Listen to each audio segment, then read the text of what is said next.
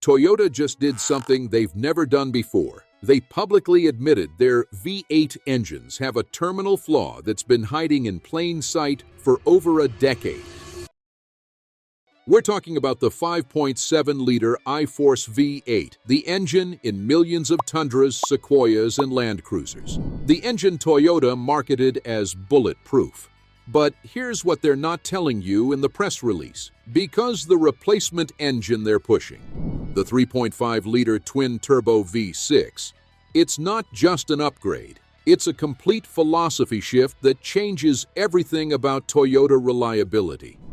And by the end of this breakdown, you'll understand exactly why Toyota killed the V8 and whether you should trust what's replacing it. Let's establish the context here. The Toyota 5.7-liter I-Force V8 launched in 2007. For 17 years, it was the backbone of Toyota's truck and SUV lineup. Tundra, Sequoia, Land Cruiser, all powered by this naturally aspirated V8 that Toyota claimed would run 300,000 miles without major issues. And for the most part, they were right. You'd see Tundras with 400,000 miles still running strong. The engine became legendary. But get this. While Toyota was building that reputation, there were 3 catastrophic failure points they knew about and never fully fixed: exhaust manifold cracking, cam tower oil leaks, and the big one, secondary air injection system failures that destroy catalytic converters. And after 17 years of Band-Aid fixes and TSBS that didn't solve the root cause, Toyota finally admitted defeat. Before we tear into what Toyota's hiding, hit that subscribe button if you want the unfiltered truth about automotive engineering. We don't regurgitate press releases here. We strip away the marketing hype and show you what's actually happening under the hood. Because in about 3 minutes, I'm going to show you the hidden cost of Toyota's twin-turbo strategy. And it's a cost that won't show up until you're past warranty. But first, we need to understand exactly what Toyota admitted and what they're still not saying. The official admission. In late 2024, Toyota issued a statement that shocked the truck world. They announced the 5.7-liter V8 would be permanently discontinued across all platforms. The automotive press called it the end of an era. Toyota framed it as embracing efficiency and modern technology. But here's what they actually admitted in the engineering documentation. And this is the part most people missed. Toyota released TSB 0087-24, which finally acknowledged that the exhaust manifold design has a fundamental flaw that causes cracking under thermal cycling. This isn't a manufacturing defect. This is a design flaw. The manifolds are cast iron. They're bolted directly to aluminum heads. When the engine heats up and cools down, which happens every time you drive, the different expansion rates create stress fractures. By 150,000 miles, 60% of 5.7-liter V8s have cracked exhaust manifolds. That's not a small problem, that's a systemic failure. And the repair? $2,800 to $4,500 depending on which manifold fails. Toyota's fix was to replace it with the exact same design, which cracks again in another 100,000 miles. Then there's the cam tower oil leaks. The VVTi cam towers use rubber gaskets that degrade from heat. By 100,000 miles, they're seeping oil. By 150,000 miles, they're pouring oil. And the worst one, the secondary air injection system. When the pump fails, and it will fail, it sends metal shavings directly into your catalytic converters. That's a $3,000 plus repair that Toyota won't warranty after 80,000 miles. So when Toyota says they're discontinuing the V8, what they're really saying is, we can't fix these problems without a complete redesign, so we're moving to a different architecture entirely. And that new architecture, it's the exact opposite of everything Toyota built their reputation on. The iForce Max 3.5-liter twin-turbo V6. Meet the replacement. The iForce Max 3.5-liter twin-turbo V6, 389 horsepower, 479 pound-feet of torque. On paper, it's more powerful than the V8 it's replacing. More power, more torque, better fuel economy. Toyota's marketing team is calling it the future of truck performance. But here's the problem, and this is where Toyota's admission gets really interesting. Turbocharged engines run hotter, they have more failure points, and they require more maintenance. This is the exact opposite of the Toyota reliability philosophy. The 5.7-liter V8 had maybe 15 major components that could fail.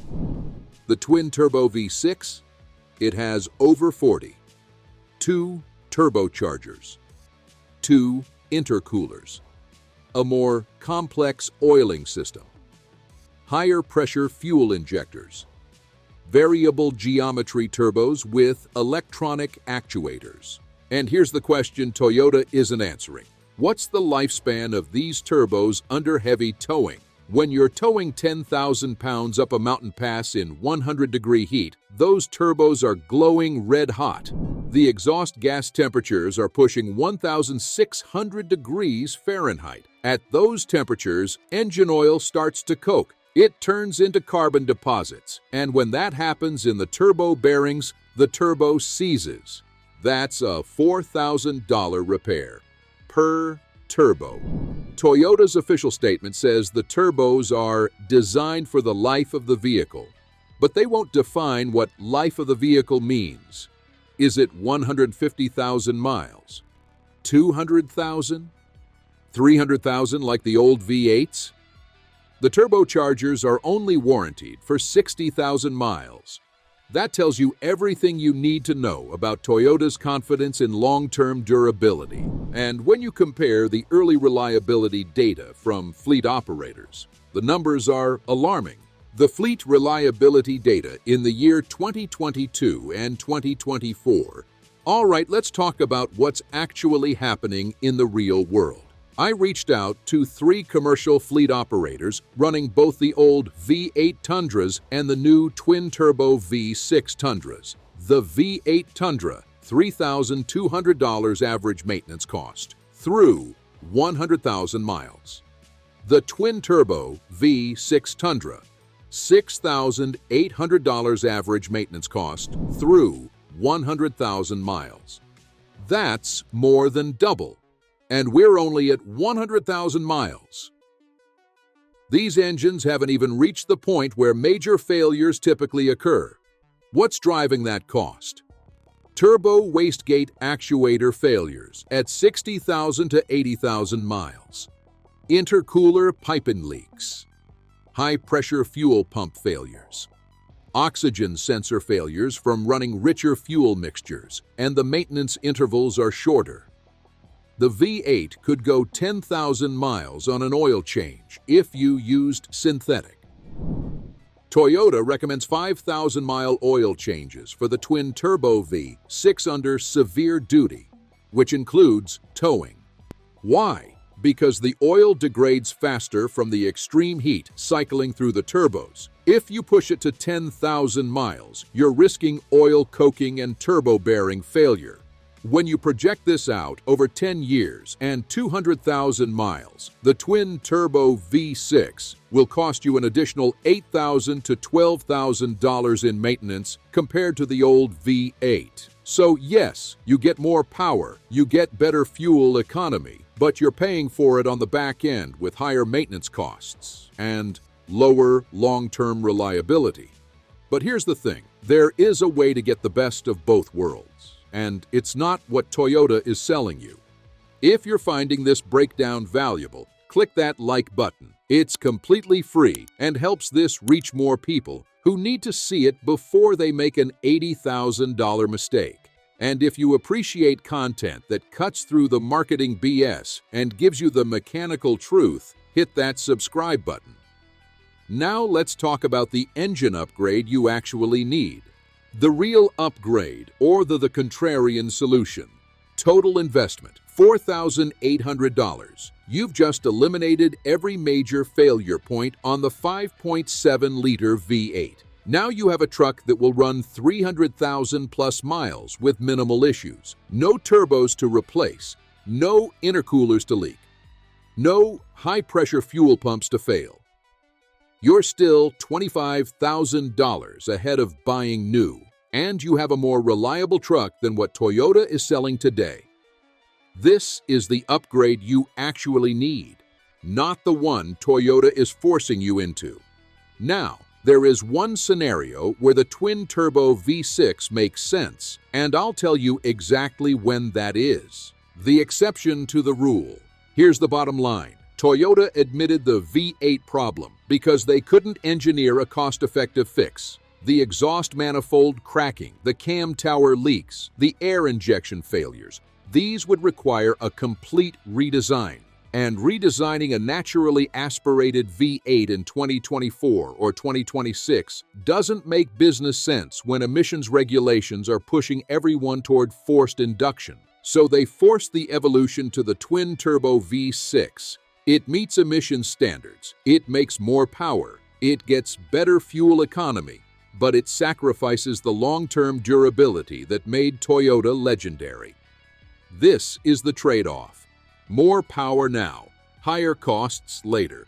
The engine upgrade you need isn't the one Toyota is selling. It's buying the last generation of the V8, fixing its known issues, and running it for the next 20 years.